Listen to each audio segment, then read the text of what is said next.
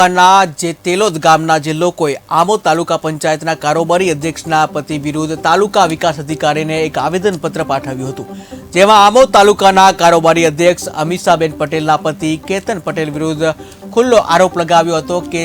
તેલોદ પંચાયત જે સુપરસીડ કરી હતી તેમજ જે ગામના વિકાસ માટે અન્ય કોન્ટ્રાક્ટરોને કોન્ટ્રાક્ટર ના લેવા અંગે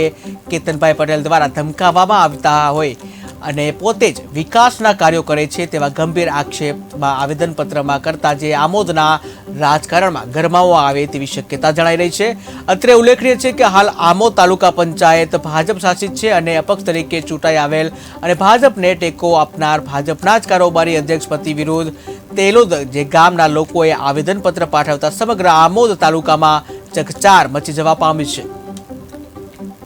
અમારા તેલોદ ગામની અંદર પંચાયતની અંદર સુપરસીડ કરાવનાર વ્યક્તિ કેતનભાઈ પટેલ અને તેઓને પાછું તાલુકા પંચાયતમાંથી ટીડીઓ સાહેબ વહીવટદાર બધા તરફથી એમને જ કામ આપેલ તો અમે વિરોધ દર્શાવેલ કે ભાઈ સાહેબ આ વ્યક્તિને કામ કરવાનું થતું નથી અમારા ગામમાં, જેને સુપરસીડ અમારી પંચાયત કરી છે અને એ ડીકે સ્વામીના અંગત હોવાનું અનુમાન ચાલી રહેલું છે। એમના અનુસંધાનમાં અમે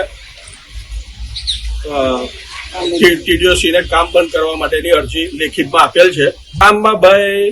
ધારા ધોરણ હેઠળ કોઈ કામ છે નહીં ને બીજું કે અમે એસોને બધાને રજૂઆત કરી પણ રવિવારે આ ભાઈ કામ ચાલુ કર્યું ને આખી રાત થઈને કામ પૂરું કર્યું અને બીજું કે તાલુકા પંચાયતના અધ્યક્ષ અને કારોબારીના અધ્યક્ષ અને એમના મિસિસ છે ને હોદ્દાની રોહે ખોટી દાદાગીરી મારીને વહીવટદારને તલાટીને બધાને ધાક ધમકીથી કે ભાઈ તેલોદનું કામ કરીશ તો હું જ કરીશ,